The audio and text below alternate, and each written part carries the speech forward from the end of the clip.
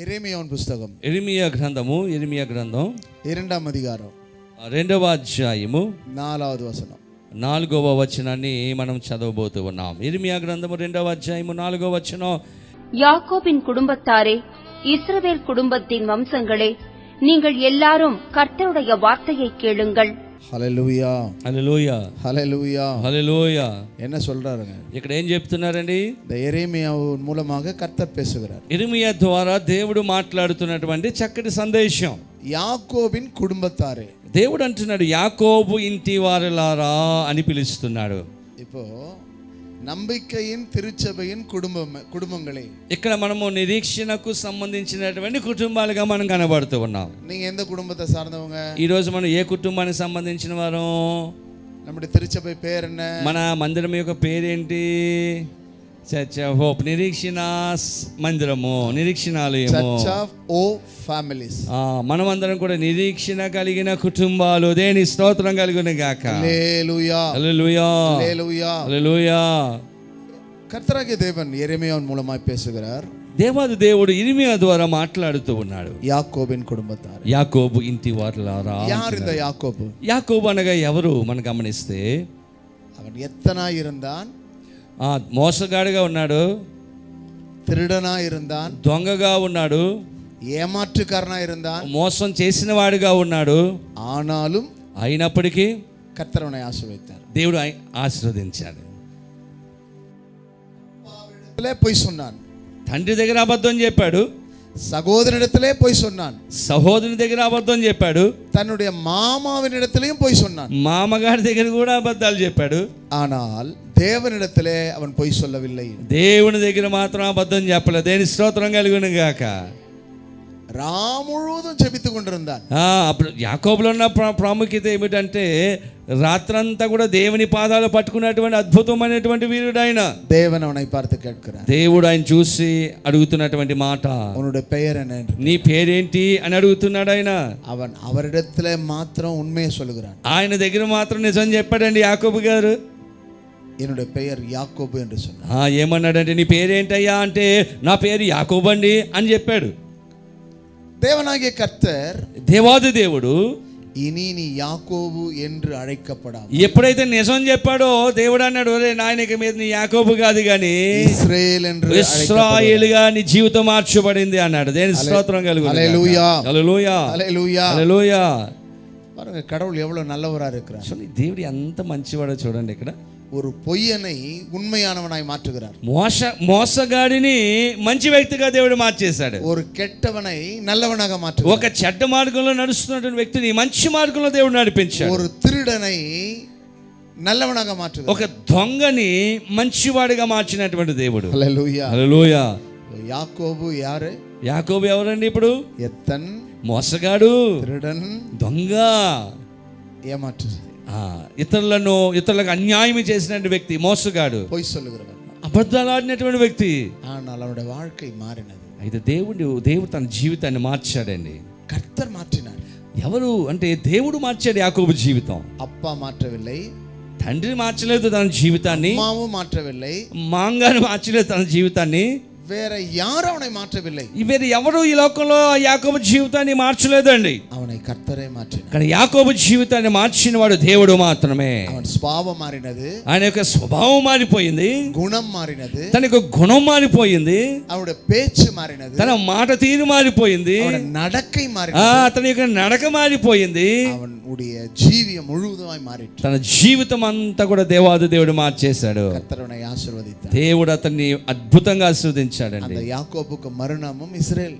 అతనికి యాకోబు అనగా మరి ఒక పేరు ఇశ్రాయేల్ అని మనం చూస్తాం. ఆగவே తన ఎన్నాగం పుస్తకத்திலே దేవుని వాక్యంలో మనం చూస్తే సంఖ్యాకాండంలో ఎన్నాగం 23వ అధికారం నిனைக்கிறேன், 23వ అధ్యాయం అనుకుంటా. సంఖ్యాకాండం 23వ అధ్యాయము. ఇశ్రాయేలై ఆశీర్వదింపదే కర్తருக்கு ప్రియం.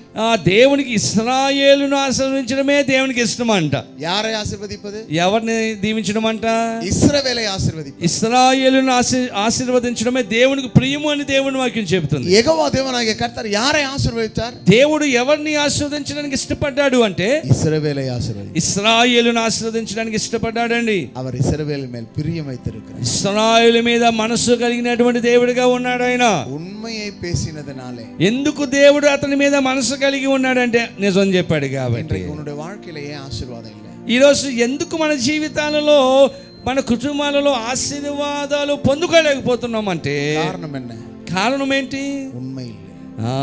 చాలా మంది జీవితాలలో కుటుంబాలలో సత్యం లేదు, నిజం పలికేవారు లేరు, ఉన్మై இல்லை, సత్యం లేదు.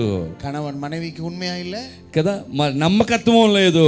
భార్య భర్తకి నమ్మకత్వం లేదు, మనవి కణవనుకు ఉన్మయా இல்லை, భార్య భర్తకు నమ్మకత్వం లేదు, పిల్లలు పెற்றோருக்கு ఉన్మయా இல்லை, పిల్లలు తల్లిదండ్రులకు నమ్మకత్వంగా ఉండలేకపోతున్నారు, పెற்றோர்கள் పిల్లలకు ఉన్మయా இல்லை, తల్లిదండ్రులు పిల్లలకు నమ్మకంగా ఉండలేకపోతున్నారు, సహోదరన్ సహోదరికి ఉన్మయా, సహోదరి సహోదరులకు నమ్మకత్వంగా ఉండలేకపోతున్నారు. இன்றைக்கு குடும்பத்திலே அநேக இடத்துல உண்மை இல்லை. ఈరోజు చాలా కుటుంబాలలో నమ్మకత్వం కోల్పోయినటువంటి కుటుంబాలు ఎక్కువగా కనబడుతున్నాయి. ஆனால் యాకోబు దేవునికి ఉన్మయా இருந்தார். కానీ యాకోబు జీవితం మనం గమనిస్తే మోసగాడే కానీ దేవుని దగ్గరికి వచ్చాక నమ్మకమైన వ్యక్తిగా ఉన్నాడండి. కర్తరుని ఆశీర్వదించాడు. అందుకే దేవుడు అతనిని ఆశీర్వదించాడండి. వేదం சொல்கிறது, దేవుని వాక్యం చెబుతుంది, உண்மையுள்ள மனிதன் பூரண ஆசீர்வாதங்களை பெறுவான். నమ్మకమైనటువంటి వ్యక్తికి దీవెనలు మెండు అని దేవుని వాక్యం చెబుతుంది. உண்மையுள்ள மனிதன் பரிபூரண ஆசீர்வாதங்களை பெறுவான். నమ్మకమైన వ్యక్తికి పరిపూర్ణమైనటువంటి ఆశీర్వాదములు ఇచ్చే దేవుడిగా ఉంటున్నాడు. நீங்கள் உண்மையா இருக்கிறீர்களா? మీరు నమ్మకంగా ఉన్నారా దేవుని యందు? யாருக்கு உண்மையா இருக்கிறீர்கள்? ఎవరికి నమ్మకత్వంగా ఉన్నారు? ఎవరికి నమ్మకస్తులుగా ఉన్నారు? வீட்டிலே உண்மையா இருக்கிறீர்களா? ఇంట్లో నమ్మకస్తులుగా ఉన్నారా? మీరు படிக்கிற பிள்ளைகள் பள்ளிக்கூடங்களிலே உண்மையா இருக்கிறீர்களா? చదువుచున్న బిడ్డలు మీ యొక్క కాలేజీలో స్కూల్లో మీరు నమ్మకంగా చదువుకుంటున్నారా? వేల స్థలத்துல ఉண்மையா இருக்கீங்க? ఉద్యోగం చేసే స్థలంలో నమ్మకంగా యథార్థంగా జీవిస్తున్నారా? సభలో ఉண்மையா இருக்கீங்களா? దేవుని సన్నిధిలో నమ్మకంగా యథార్థంగా జీవిస్తున్నారా మీరు? ఉண்மை உள்ளவன் பரிபூர்ண ஆசீர்வாதங்களை. నమ్మకమైన వానికి మాత్రమే నిత్య జీవపు ఆశీర్వాదములని దేవుని వాక్యం చెబుతుంది. అబ్రహాము నిమిత్తமாக, అబ్రహాము గురించి, ఈసాకు నిమిత్తமாக, ఇస్సాకును గురించి, యాకోబు నిమిత్తமாக, యాకోబును గురించి ఇశ్రాయేలుని ఆశీర్వదించాడు. ఇశ్రాయేలును దేవుడు ఆశీర్వదించాడండి. 12 గోత్రங்களை ఆశీర్వదించాడు. 12 గోత్రాలను దేవుడు ఆశీర్వదించాడు. அந்த 12 கோத்திரத்திலே ஒரு கோத்திரம் தான் யூதா கோத்திரம். ఆ 12 గోత్రములలో ఒక గోత్రము యూదా గోత్రము. அந்த யூதா கோத்திரத்திலே பிறந்த இயேசு கிறிஸ்துவின் மூலமாக நீங்களும் நானும் ஆசீர்வதிக்கப்பட்டோம். ఆ యూదా గోత్రం నుంచి వచ్చినటువంటి యేసయ్య ద్వారానే మనమందరం కూడా ఆశీర్వదింపబడుతూ ఉన్నాం. హల్లెలూయా, హల్లెలూయా, హల్లెలూయా, హల్లెలూయా. ఉన్మై ఉంగగిட்ட இருக்கா? నమ్మకత్వం మన జీవితంలో ఉందండి. ఈరోజు యాకోబిన్ కుటుంబத்தாரே, యాకోబు ఇంటి వారలారా అని పిలుస్తూ ఉన్నాడండి. Church of hope family members. ఈరోజు చర్చ్ ఆఫ్ హోప్ ఆ సంఘ సభ్యులు, కుటుంబ సభ్యులు అని దేవుడు పిలుస్తున్నాడు. ఉన్మయా இருக்கிறீர்களா? నమ్మకంగా ఉన్నామా దేవుని ముందు? దేవునికి ఉన్మయా இருக்கிறீங்களா? దేవునికి నమ్మకంగా జీవిస్తున్నామా? తిరుచబైలో ఉన్మయా இருக்கிறோமா? మందిరములో యథార్థంగా జీవిస్తున్నామా? இடத்துல உண்மை இருக்கிறதா? మన జీవితంలో యథార్థత ఉందా? நம்மை நாம் ஆராய்ந்து பார்க்க வேண்டும். మనల్ని మనం ఆలోచించుకోవాలి. ఈ రాత్రి ஒருவேளை பொய் சொல்லுவளாய் இருந்தால், ఒకవేళ అబద్ధం చెప్పే అలవాటు మన జీవితంలో ఉందేమో, ஆண்டவரே நான் மன்னியும் சொல்லி கேளு. దేవుణ్ణి అడగాలి ఈ రాత్రి, ప్రభువా ఆ అలవాటు ఏదో ఉంది కానీ ఈ రాత్రి అలవాటు తీసే ప్రభు అని ప్రార్థన చేయాలి దేవునికి. కర్తర్ உங்களை ఆశీర్వదింపారు. ఎప్పుడైతే మనం ఆ రీతిగా మనం సరి చేసుకుంటామో దేవుడు అప్పుడు మనల్ని ఆశీర్వదించును గాక. సంగీతం 115 115వ సంకీర్తన 9, 10, 11. இஸ்ரவேலே, கர்த்தரை நம்பு, அவரே அவர்களுக்கு துணையும் அவர்களுக்கு கேடகமுமாயிருக்கிறார். ஆரோன் குடும்பத்தாரே, கர்த்தரை நம்புங்கள், அவரே அவர்களுக்கு துணையும் அவர்களுக்கு கேடகமுமாயிருக்கிறார். கர்த்தருக்கு பயப்படுகிறவர்களே, கர்த்தரை நம்புங்கள், அவரே அவர்களுக்கு துணையும் அவர்களுக்கு கேடகமுமாயிருக்கிறார். கர்த்தரை நம்புங்கள், அவர் உங்களுக்கு துணையும் கேடகமாயிருக்கிறார். ఆయన ఏమై ఉన్నాడంటే యెహోవా యందు నమ్మకం ఉంచుడి, ఆయన మనకు సహాయము కేడముగా ఉంటున్నాడు. ఇశ్రాయేల్ కుటుంబతారే, ఇశ్రాయేలు కుటుంబములారా, కర్తரை నమ్ముங்கள். ఎవరు నమ్మాలంటే ఈ రాత్రి ఎవరు నమ్మాలి? ఇశ్రాయేలు కుటుంబము అంటే దేవుణ్ణి మనము నమ్మాలి. పురిదా உங்களுக்கு? అర్థమవుతుందండి మీకు? இஸ்ரவேல் குடும்பம் யாரை நம்பணும்? ఇశ్రాయేలు మరి కుటుంబం వారు ఎవరు నమ్మాలంట? கர்த்தரை மாத்திரம் நம்ப. దేవుణ్ణి మాత్రమే మనం నమ్మాలి. நாசியில சுவாசம் உள்ள மனிதனை நம்ப கூடாது. మనిషిని ఏ రోజు కూడా మనం నమ్మకూడదు. கர்த்தர் ஒருவரை நம்ப வேண்டும். దేవుణ్ణి మాత్రమే మనం నమ్మాలి. அவர்தான் நமது நாசியிலே சுவாசத்தை ஊதினார். ఆయన మాత్రమే మనలను సజీవులుగా చేసినటువంటి దేవుడుగా ఉంటున్నాడు. அவர்தான் நமக்கு உயிரை கொடுத்தார். ఆయన మాత్రమే మనకు ఊపిరిని ఇచ్చినటువంటి దేవుడు. அவர்தான் ஒவ்வொரு நாளும் நம்மை పోషిస్తూ வருகிறார். ఆయన మాత్రమే మనలను ప్రతిరోజు కూడా పోషిస్తున్నటువంటి గొప్ప దేవుడు ఆయన. அவர்தான் ஒவ்வொரு நாளும் உடுத்தி வருகிறார். ఆయన మనకు సమస్తము కూడా అనుగ్రహిస్తున్నటువంటి దేవుడు. அவர்தான் ஒவ்வொரு நாளும் பாதுகாத்து வருகிறார். ఆయన మాత్రమే మనలను కాపాడుతున్నటువంటి దేవుడుగా ఉన్నాడు. ஆகையால் நீங்க யாரை நம்ப வேண்டும்? కాబట్టి ఈ రాత్రి మనం ఎవరిని నమ్మాలి? கர்த்தரை நம்புங்கள். దేవుణ్ణి మాత్రమే మనం నమ్మేవారంగా ఉండాలి. நம்புங்கள். దేవుణ్ణి మాత్రమే మనం నమ్మాలి. இஸ்ரவேல் குடும்பத்தாரே, ఇశ్రాయేలు కుటుంబములారా, ஆரோன் குடும்பத்தார், అహరోను కుటుంబములారా, கர்த்தருக்கு பயப்படுகிறவர்களே, దేవుని యందు భయభక్తులు గలవారులారా, அவரை நம்புங்கள். ఎవరు నమ్మాలంటండి? దేవుణ్ణి మనం నమ్మాలి. ஆபிரகாம் கர்த்தருக்கு பயந்தான். అబ్రహాము జీవితం చూస్తే దేవునికి భయపడ్డాడు. ஈசாக்கு கர்த்தருக்கு பயந்தான். ఇస్సాకు జీవితంలో చూస్తే దేవునికి భయపడ్డాడు. யாக்கோபுக்கு கர்த்தருக்கு பயந்தான். యాకోబు దేవునికి భయపడ్డాడు. ஆகவே தான் அவர்கள் ஆசீர்வதிக்கப்பட்டார்கள். అందుకే దేవుడు వారిని ఆశీర్వదించినట్లుగా మనం చూస్తాం. அவர்கள் தேவனுடைய வார்த்தைக்கு செவி கொடுத்தார்கள். వారు దేవునికి వాక్యమునకు, దేవునికి మాటకు వారు చెవియొగ్గినటువంటి వ్యక్తులుగా ఉంటున్నారు. அவர்கள் தேவனுடைய வார்த்தைக்கு கீழ்ப்படிந்தார்கள். దేవుని మాటకు విధేయత చూపించినటువంటి వ్యక్తులు వీరందరూ కూడా. அவர்கள் தேவனுடைய வார்த்தையின்படி நடந்தார்கள். వారు దేవుని మాట వినడం మాత్రమే కాదు కానీ దేవుని వాక్యము ప్రకారము జీవించినటువంటి వ్యక్తులుగా వారి జీవితాలు బైబిల్ గ్రంథంలో కనబడుతూ ఉన్నాయి. நீங்கள் யாருடைய வார்த்தைக்கு செவி கொடுக்கிறீர்கள்? ఈరోజు ఎవరి మాటకు మీరు చెవియొగ్గుచూ ఉన్నారు? ఎవరి మాటకు మీరు విధేయత చూపిస్తూ ఉన్నారు? நீங்கள் தேவனுடைய வார்த்தைக்கு கீழ்ப்படிகிறீர்களா? ఈరోజు దేవుని మాటకు మీరు విధేయత చూపిస్తున్నారా? தேவனுடைய வார்த்தையின்படி நடக்கிறீர்களா? దేవుని వాక్య ప్రకారంగా మనం జీవించగలుగుతూ ఉన్నామా? ஆபிரகாம் பயந்து, கர்த்தருக்கு பயந்து அவர் வழிகளில் நடந்தான். అబ్రహాము దేవునికి భయపడి దేవుని మార్గంలో నడవడానికి అబ్రహాము ఇష్టపడ్డాడు. உங்களுக்குள்ள இந்த பயம் இருக்கிறதா? ఈరోజు అటువంటి భయాన్ని మనము క్రైస్తవులుగా కలిగి ఉండగలుగుతున్నామా? ఈ రాత్రి கர்த்தருக்கு பயப்படுற பயம் இருக்கிறதா? దేవునికి భయపడే భయం మన జీవితంలో ఉందా? ఈరోజు நாம் பூமியில் இருக்கிறோம். ఈ రోజు మనం భూమి మీద ఉన్నాము. கர்த்தர் பரலோகத்தில் இருக்கிறார். పరిశుద్ధాత్మ దేవుడు పరలోకములో ఉన్నాడు. கர்த்தருடைய கண்கள் உன்னை காண்கிறது. ఈ రోజు మనం పాడుకున్నట్లుగా మనలను దేవుడు చూస్తున్నాడు. ఆయన கர்த்தர் உங்களை கவனித்துக் கொண்டே இருக்கிறார். ఆయన ప్రతి క్షణము కూడా, ప్రతి కార్యమును కూడా గమనిస్తూ ఉన్నటువంటి దేవుడిగా ఉన్నాడు. ఆయన கர்த்தருடைய கண்கள் நல்லோரையும் தீயோரையும் காண்கிறது. ఆయన ప్రతి ఒక్కరిని కూడా, మంచివాడిని చెడ్డవాడిని ఆయన చూస్తున్నటువంటి దేవుడిగా ఉంటున్నాడు. என் அன்புக்குரிய கர்த்தருடைய నా ప్రియమైన దేవుని బిడ్డలారా, கொஞ்சம் சிந்தித்து பாருங்க. ఒకసారి ఆలోచించి చూడండి. ఈ రాత్రి நீங்க கர்த்தருக்கு பயப்படுறீங்களா?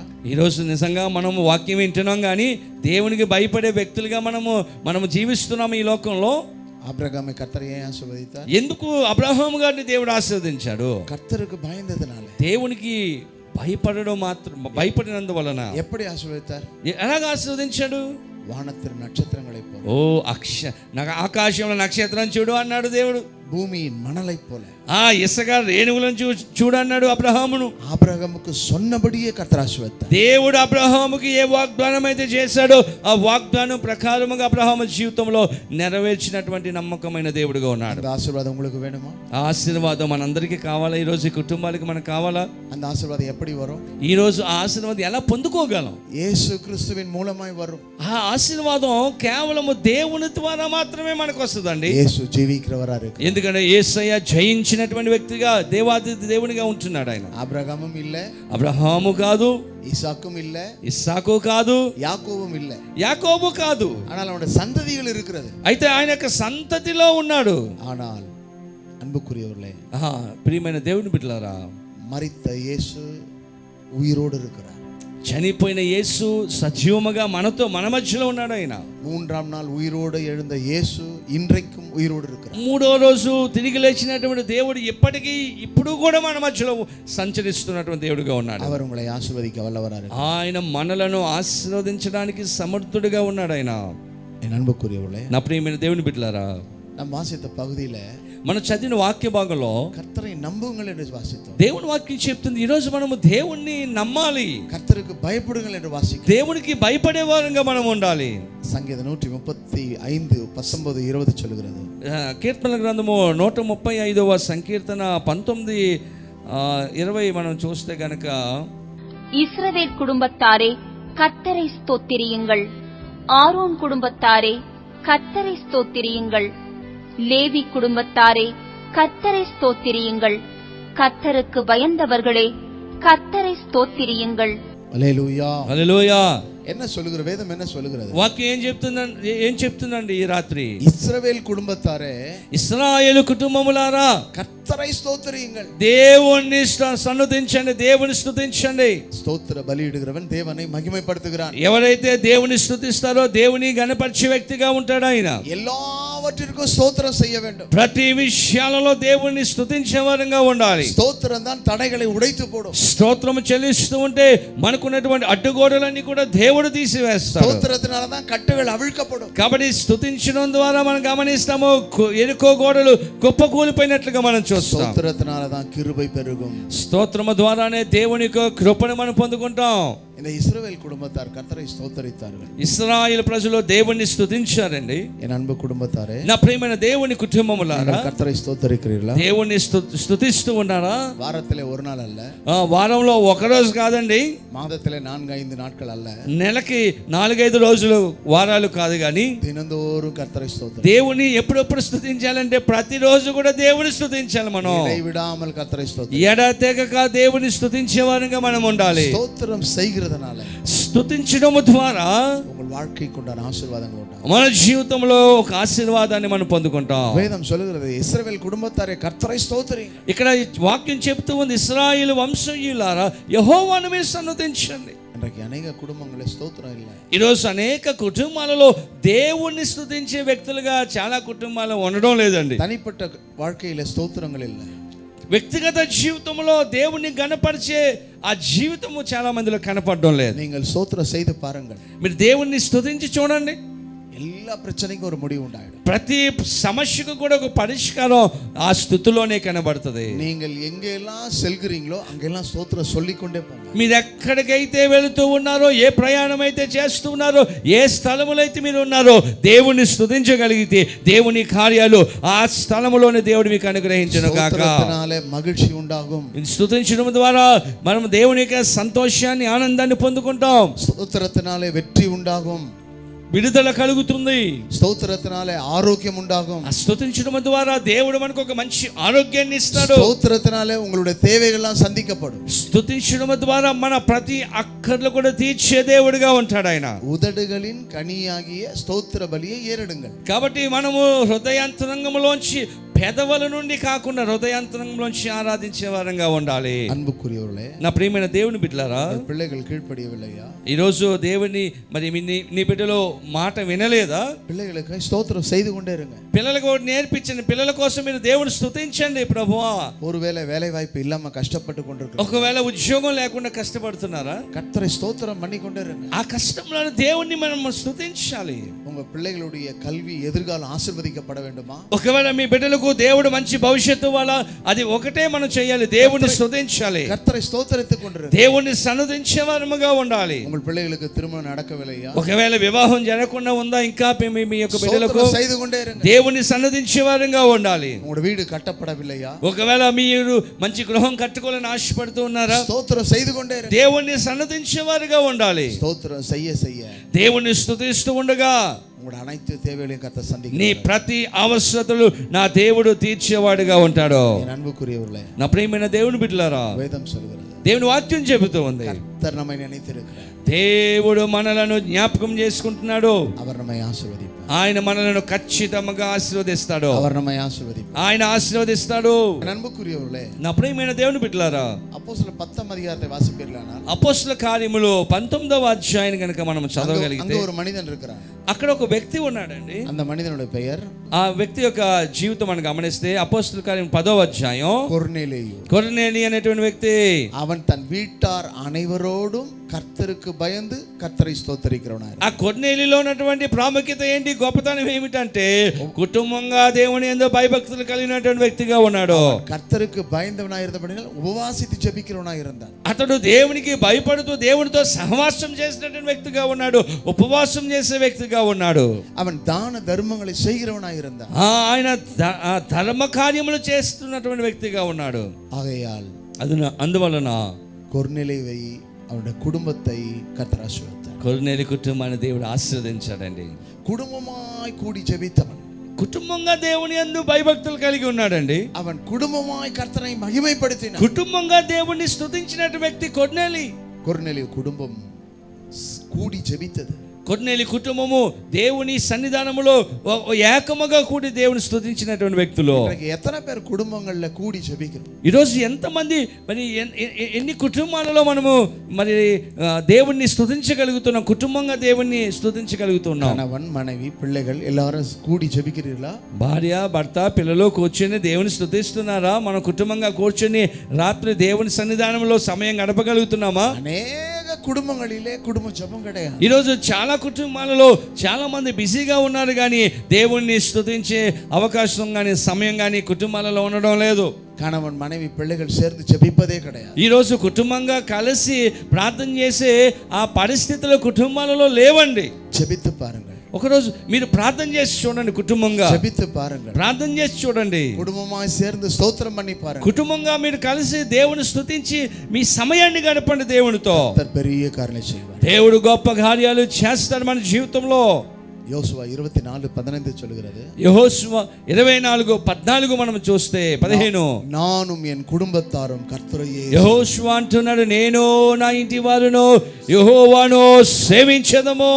నానుం ఎన్ కుటుంబముం కర్తరై తొழுதுకొள்வோம். యెహోషువ అంటున్నాడు, నేను నా ఇంటి వారు మేము దేవుణ్ణి సేవిస్తాం అయ్యా అంటున్నాడు. ఎతனை కుటుంబంగా కుటుంబం ఆలయத்துக்கு வருகிறாరు. ఈ రోజు ఎంతమంది ఈ లోకంలో మనం గమనిస్తే ఎంతమంది కుటుంబాలుగా దేవుని మందిరానికి వచ్చి కూర్చుంటున్నారు గమనించండి. కణవన్ వంద మనవి వరల, భర్త వస్తే భార్య రావడం లేదు, సహోదరన్ వరువదిల్ల, సహోదరిகள் వరువదిల్ల, సహోదరి రావడం లేదు, సహోదరుడు రావడం లేదు, ఒకరు వస్తే ఒకరు రావడం లేదు.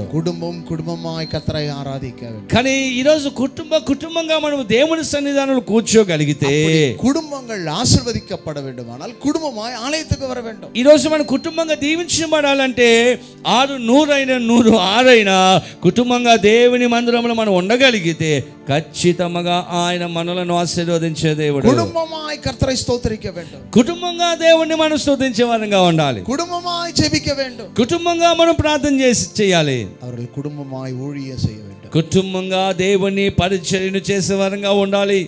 ఎన్ అన్బుకురియ సహోదర సహోదరి, నా ప్రియమైన దేవుని బిడ్డలారా, సట్టు సిందితు పారండి. ఒకసారి ఆలోచన చేసి చూడండి. యోసువా ఇశ్రాయేల్ జనங்களை வரவழைத்து, యెహోషువ ఇశ్రాయేలు ప్రజలను రప్పించి కుటుంబమా ఆలోచన కూరినారు. కుటుంబంగా ఆయన ఆలోచించి మాట్లాడినటువంటి వ్యక్తిగా మనం యెహోషువ జీవితంలో గమనిస్తాం. ఒవ్వొరు కుటుంబము శుద్ధీకరించబడ வேண்டும் என்று சொல்லி அவர்களுக்கு கட்டளையிட்டார். యెహోషువ ప్రతి కుటుంబం కూడా పరిశుద్ధపరచబడాలని మాట్లాడినటువంటి వ్యక్తిగా గమనిస్తాం. కుటుంబంగా శుద్ధీకరించబడ வேண்டும். ప్రతి కుటుంబం కూడా పరిశుద్ధపరచబడాలి. కుటుంబంలో அவர்களுக்குள்ளே ஒரு சுத்திகரிப்பு மிக அவசியமா இருக்கு. కాబట్టి కుటుంబాలలో ఈ రోజు పరిశుద్ధత ఎంతగానో అవసరంగా ఉంటూ ఉంది. కుటుంబంలో ఆగాధ సంభాషణ இருக்கிறது. ఈరోజు అనవసరమైనటువంటి కార్యాలు కుటుంబాలలో కనబడుతూ ఉన్నాయి. కుటుంబంలో కసపుகள் విరోధங்கள் పగైகள் இருக்கிறது. ఈరోజు చాలా కుటుంబాలలో ఏమున్నాయంటే చేదు అనుభవాలు కనబడుతూ ఉన్నాయి. కుటుంబంలో ఎరిచలిన ఆవి இருக்கிறது. ఈరోజు కుటుంబాలలో దేవుని బిడ్డలారా మోసం కానీ లేకపోతే తట్టుకోలేని పరిస్థితులు కుటుంబాలలో కనబడుతూ ఉన్నాయి. కుటుంబంలో దేవునికి ప్రియమిல்லாத కార్యాలు இருக்கிறது. చాలా కుటుంబాలలో దేవునికి ఇష్టమైన కార్యాలు కుటుంబాలలో కనబడడం లేదండి. என் அன்புக்குரியவர்களே, నా ప్రియమైన దేవుని బిడ్డలారా, சிந்தித்து பாருங்கள், ఆలోచించి చూడండి. అనేక కుటుంబాలలో ఎలిயும் పూనియుమా இருக்கிறார்கள். పిల్లి ఎలకలాగే చాలా మంది కుటుంబాలు ఉంటున్నాయి. అనేక కుటుంబంలో కీరిயும் పాముమా இருக்கிறார்கள். పాము ముంగీస అలాగే ఉంటున్నాయి చాలా కుటుంబాలు. ఎత్తனை కుటుంబంగా అప్పుడు இருக்கிறார்கள். ఎన్ని కుటుంబాలు అలా కనబడుతున్నాయి? வெளியே பார்ப்பது நல்லதா இருக்கிறாங்க. కుటుంబాలు బాగా బయట చూసినప్పుడు చాలా బాగానే ఉంటున్నారు, అమ్మో చాలా పరిశుద్ధులు అంటున్నారు. ఒవ్వొరు కుటుంబத்திலும் பிரச்சனைகள் அதிகமாக இருக்கிறது. కానీ ఒక్కొక్క కుటుంబాన్ని మనం గమనిస్తే ఎన్నో శోధనలు ఎన్నో పరిస్థితులు కనబడుతూ ఉన్నాయి. ఈ రోజు కుటుంబంలో ఈగో இருக்கிறது. ఈ కుటుంబాలలో అసూయ కనబడుతూ ఉంది. కుటుంబంలో నీయా నానా என்றதான ஒரு చాలా కుటుంబాలలో నువ్వా నేనా అన్న పరిస్థితులు కనబడుతూ ఉన్నాయి. అన్బుకురియవర్లే, ప్రియమైన దేవుని బిడ్డలారా, మేటిమేயான కార్యங்கள் இருக்கிறது. மேட்டுமையான காரியங்கள் இருக்கு. అనేకమైనటువంటి శ్రేష్టమైన కార్యాలు ఉన్నాయి. என் அன்புக்குரியவர்களே, నా ప్రియమైన దేవుని బిడ్డలారా, போராமைகள் காணப்படுகிறது. అనేక మంది జీవితాలలో అసూయ కనబడుతుంది. விட்டு கொடுக்கிற மனப்பான்மை இல்லாம இருக்கு. వదులుకునే మనస్తత్వాలు ఉండడం లేదు. குடும்பம் ஆசீர்வதிக்கப்பட வேண்டுமா? ఈ రోజు కుటుంబాలు దీవించబడాలంటే விட்டு கொடுத்து வாழுங்க. వదులుకోవాలి, పర్వాలేదులే అని వదులుకొని గివ్ అప్ చేసే మనసు మన జీవితంలో ఉండాలి. శాంతమా இருங்க. ప్రశాంతంగా ఉండాలి. జరిగే కార్యం అంటారు అది ప్రశాంతత. அமைதியா இருங்க. అమ్మో నెమ్మదిగా ఉండాలంటే జరిగే స్తోత్రం பண்ணிக்கொண்டே இருங்க. స్తోత్రం చేయొచ్చు కానీ నెమ్మదిగా ఉండాలంటే కష్టం. స్తోత్రం స్తోత్రం சொல்ல சொல்ல பிரச்சனைகள்லாம் மாறிக்கொண்டே இருக்கும். మన కుటుంబాల్లో సమాధానం కావాలంటే స్తోత్రం ప్రభువా స్తోత్రం ప్రభు అంటే ఆ అపవాది శక్తులని కూడా బయటకు పోతాయి. என் அன்புக்குரியவர்களே, నా ప్రియమైన దేవుని బిడ్డలారా, உங்களை கொஞ்சம் நீங்க ஆராய்ந்து பாருங்க. ఒకసారి మనం ఆలోచన చేయగలిగితే பெரிய மாற்றத்தை காண்பீர்கள். பிரச்சனைகளை ஒரு முடிவு உண்டாக்க போறார். ఈ యొక్క సమస్యకు ఒక ముగింపును దేవుడు ఉంచబోతున్నాడు. அதுதான் கர்த்தர் சொல்கிறார். దేవాది దేవుడు చెప్తున్నాడు, ఇశ్రాయేలు కుటుంబத்தாరే, ఇశ్రాయేలు వంశీయులారా, ఆరోన్ కుటుంబத்தாరే, అహరోను వంశీయులారా, కర్తருக்கு భయపడుகிற பெரியோரே சிறியோரே, దేవుని యందు భయభక్తులు కలిగినటువంటి వారులారా, கர்த்தரை நம்புங்கள். దేవుని నమ్మండి. கர்த்தரை ஸ்தோத்திரியுங்கள். கர்த்தருக்கு முன்பாக உண்மையாய் இருங்கள். దేవుని ముందు నమ్మకంగా యథార్థంగా జీవించండి. கர்த்தருக்கு முன்பாக தாழ்மையாய் இருங்கள். దేవుని ముందు తగ్గింపు స్వభావాన్ని మీరు కలిగి ఉండండి. கர்த்தர் ஆசீர்வதிப்பார். దేవుడు ఆశీర్వదిస్తాడు. ஆசீர்வாதம் வேண்டுமா? ఆశీర్వాదం కావాలా మనకి? இன்றிலிருந்து ஒரு தீர்மானம் எடுப்போம். ఈరోజు ఒక తీర్మానం ఒక తీర్మానం తీసుకుందాం. எத்தனை பேர் தீர்மானம் எடுக்க போறோம்? ఎంతమంది తీర్మానం తీసుకోవాలనుకుంటున్నారు ఈరోజు ఈ రాత్రి? இன்றிலிருந்து நான் ஸ்தோத்திரம் பண்ண ஆரம்பிக்கிறேன். అయ్యా, ఈ రోజు నుంచి నేను ఏ కష్టం వచ్చినా ఏ బాధ వచ్చినా ప్రభువా నిన్ను యోబులాగా స్తుతించే వ్యక్తిగా ఉంటానని ఎంతమంది ఈ రాత్రి ఒక తీర్మానం తీసుకోగలుగుతున్నాం? இன்றிலிருந்து குடும்ப ஜெபத்தை செய்கிறேன். ఈ రోజు నుంచి కూడా మీరు కుటుంబ ప్రార్థన మొదలు పెట్టండి. இன்றிலிருந்து நான் கர்த்தருக்கு உண்மையா வாழறேன். ఈ రోజు నుంచి నేను దేవునికి యథార్థంగా నమ్మకంగా నేను జీవిస్తాను. என் ஆசீர்வாதத்துக்கு தடையா இருக்கிற எல்லா தடைகளையும் நான் விட்டு விடுறேன். నా ఆశీర్వాదమునకు అడ్డుగా ఉన్న ప్రతి అడ్డుగోడను ఈరోజు నేను తొలగిస్తానని తీర్మానం తీసుకోవాలి. நான் உண்மையா கர்த்தருக்கு பயந்து வாழ்வேன். నిజంగా దేవునికి నేను భయభక్తులు కలిగి నమ్మకంగా నేను జీవిస్తాను. ஒரு தீர்மானம் எடுப்போமா? ఒక తీర్మానం తీసుకుందామా? ఒక తీర్మానం మన జీవితంలో. ஆபிரகாம் கர்த்தருக்கு பயந்து நடந்தான் அல்லவா? అబ్రహాము దేవునికి భయపడి నడిచాడు కదండి. கர்த்தரவனை ஆசீர்வதித்தாரா? దేవుడు అతను ఆశీర్వదించాడా లేదా? உன்னை ஆசீர்வதிக்க வல்லவர். ఈరోజు అబ్రహామును ఆశీర్వదించిన దేవుడు నిన్ను కూడా ఆశీర్వదించగలడు. இன்றைக்கு அநேக நேரங்களில் தேவனுடைய வார்த்தை நீங்கள் கேட்கிறீர்கள். ఈరోజు చాలా సమయాలలో వాక్యం మనకు ఎక్కువగా దొరుకుతూ ఉంది. ఈ వాక్యాన్ని మనం వినగలుగుతున్నాము ఈరోజు. ஆனால் అவைகளை విట్టు విడుகிறீர்கள். కానీ వాక్యాన్ని వింటున్నాం, కానీ అక్కడ ఎక్కడ వాక్యాలు వింటున్నాం, యూట్యూబ్లో వింటున్నాం, టీవీలో వింటున్నాం, మందిరంలో వింటున్నాం, అన్ని చోట్ల వింటున్నాం, కానీ వాక్యాన్ని ఆ వాక్యానుసారంగా జీవించే జీవితాలు మన జీవితంలో ఉండడం లేదు. వార్తకి సెవి కొడుకురీர்கள். ఆ వాక్యాన్ని వినగలుగుతున్నాం, ஆனால் அதன்படி நடக்க மாட்டீங்க. దాని ప్రకారం జీవించలేకపోతున్నాం. எத்தனை பேர் நடக்க போறீங்க? ఈరోజు ఎంతమంది అలాగే జీవించడానికి ప్రయత్నం చేయబోతూ ఉన్నారు? ఆబ్రహాం సెవి కొడుతాడు. అబ్రహాము దేవుని వాక్కుని విన్నాడు. ఆబ్రహాం కీழ்పడిందాడు. అబ్రహాము విధేయత చూపించాడు. கர்த்தர் என்ன சொன்னாரோ அதை அப்படியே செய்தார். ఆయన ఏం చెప్పాడో అది చేశాడండి అబ్రహాం అంతే. ஆகவே கர்த்தர் அவனை ஆசீர்வதித்தார். అందుకే దేవుడు ఆశీర్వదించాడు అబ్రహామును. அவருடைய வாழ்க்கையில கர்த்தர் சொல்றபடி அவன் நடந்தான். అబ్రహాము దీవించబడడానికి గల కారణం దేవుడు ఏది చేయమంటే అది చేయడానికి ఇష్టపడ్డాడు అంతే. ஆகவே தான் ஆபிரகாமை பார்த்து கர்த்தர் சொன்னார். అందుకే అబ్రహాం చూసి దేవుడు అంటూ ఉన్నాడు, உனக்கு சொன்னதை செய்யும் அளவும் నేను చెప్పింది చేస్తాను, நான் உன்னை விட்டு விலகுவதில்லை, నేను నిన్ను విడువను, உன்னை கைவிடுவதில்லை, నేను చెయ్యి విడువను, ఎడబాయను. என் அன்புக்குரியவர்களே, నా ప్రియమైన దేవుని బిడ్డలారా, அந்த ஆபிரகாமுக்கு சொன்னதை అబ్రహాముతో చెప్పినటువంటి దేవుడు ஈசாக்குக்கு செய்தார். ఇస్సాకుకు దేవుడు చేశాడు. ஈசாக்குக்கு சொன்னதை ఇస్సాకుకు చెప్పినటువంటి దేవుడు யாக்கோபுக்கு செய்தார். యాకోబుకు చేశాడు. இஸ்ரவேல் என்னும் குடும்பத்தாருக்கு செய்தார். ఇశ్రాయేలు వంశీయులకు దేవుడు చేశాడండి. ஆகவே தான் வேதம் சொல்கிறது, అందుకని దేవుని వాక్యం చెబుతూ ఉంది, இஸ்ரவேல் குடும்பத்தாரே, ఇశ్రాయేలు వంశీయులారా, என் வார்த்தையை கேளுங்கள். దేవుని వాక్కును వినండి. என் வார்த்தையை கேளுங்கள். నా మాట వినండి. என் వార్తకి செவி கொடுங்கள். నా మాట మీరు వినండి. என் వార్తకి కీழ்పడియుங்கள். నా మాటకు మీరు విధేయత చూపించండి. இஸ்ரவேலர் அநேக நேரங்களில் தோல்வி அடைந்தார்கள். ఇశ్రాయేలు జీవితంలో అనేక సమయాలలో అపజయాలు వారి జీవితంలో ఎదుర్కొన్నారు. இஸ்ரவேல் குடும்பங்கள் அநேக நேரங்களில் தோல்வி அடைந்தார்கள். చాలా సమయాలలో అపజయాలు వారి జీవితంలో చవి చూచారు. காரணம் என்ன? కారణం ఏంటి? தேவனுடைய வார்த்தை கை கொள்ளவில்லை. దేవుని మాటకు అవిధేయత చూపించారు వారు.